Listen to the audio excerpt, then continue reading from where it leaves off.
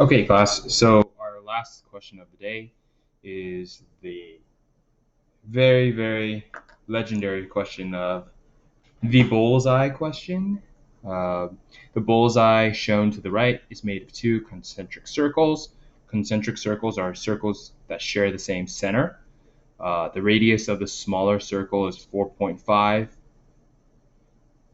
The larger circle has a radius of 9. So you can see how they extend it 4.5 outwards to give it a radius of 9. Use 3.14 to approximate. You should be pretty comfortable calculating the area of a circle. So we know that the area is going to equal pi r squared.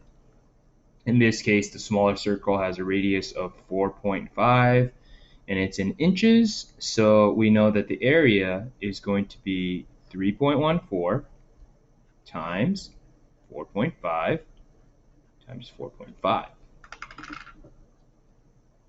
So let's say you were at the carnival or you were trying your best to shoot an arrow at a target and they're wondering how much area the target bullseye actually is, right? So 4.5 and 4 times 4.5 gives me 20.25 times 3.14.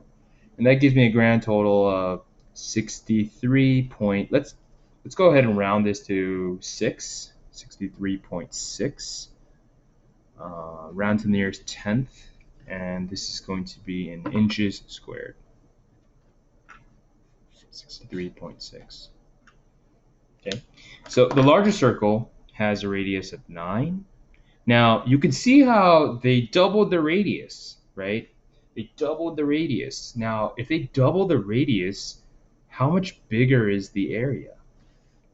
Will the area be double this area? Let's see. Maybe, maybe not.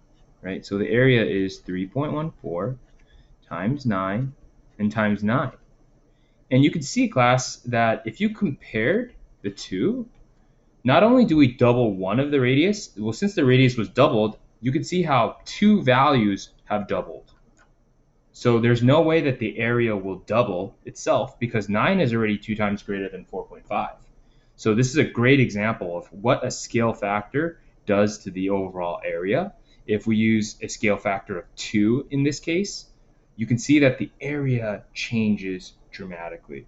So 9 times 9 is obviously 81, and you multiply by 3.14, and you get 254.34 inches squared. Now, I should have probably rounded to the nearest tenth just to be consistent, but it's okay. And you can see it's 4 times larger than the small.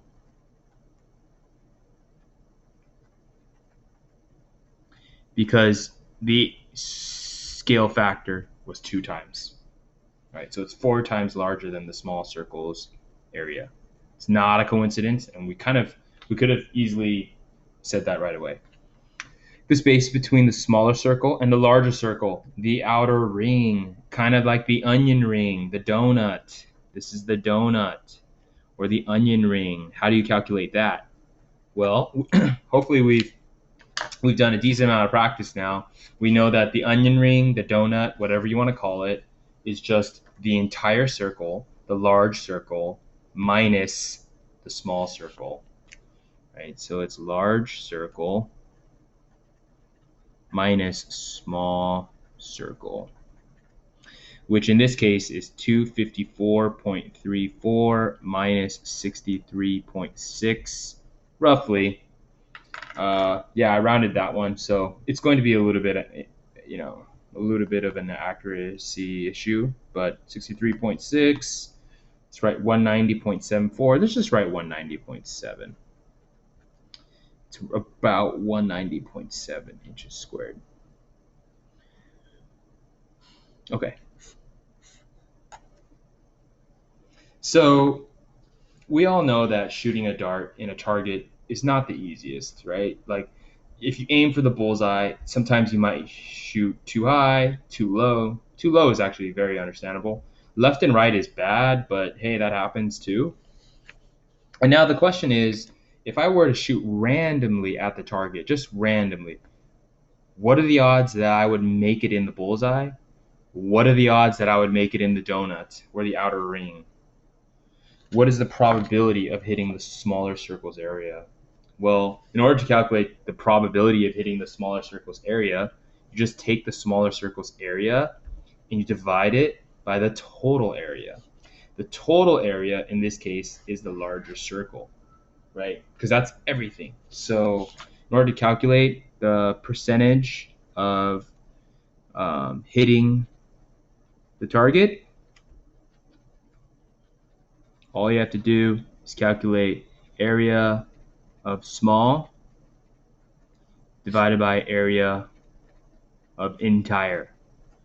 Remember, when you calculate percentage, you always want your denominator to be the whole. So the area of the small, 63.6. The area of the whole is 2254.34. And didn't we say that it was 4 times larger? So this technically should be a very accurate 0.25, but I think it's a little bit inaccurate because, oh, it is 0.25. Yeah, good enough, right? It could have been a little bit inaccurate because I rounded a little bit, but it's 25%. What is the probability of hitting the outer ring? Well, that's obvious. If the inner ring is 25%,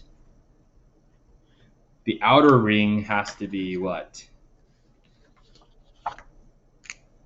75% class. Okay. This question was fair and easy. You will see this again. You'll see this in the homework, hopefully. This wraps up our 7.1C lesson. We only did 4 problems out of this one. And I think we're just continuing our understanding of subtracting areas, adding areas, doing what we're doing, percentage, probability, stuff like that. It's a good review lesson. So yeah, let me know if you have any questions, and take care, everyone.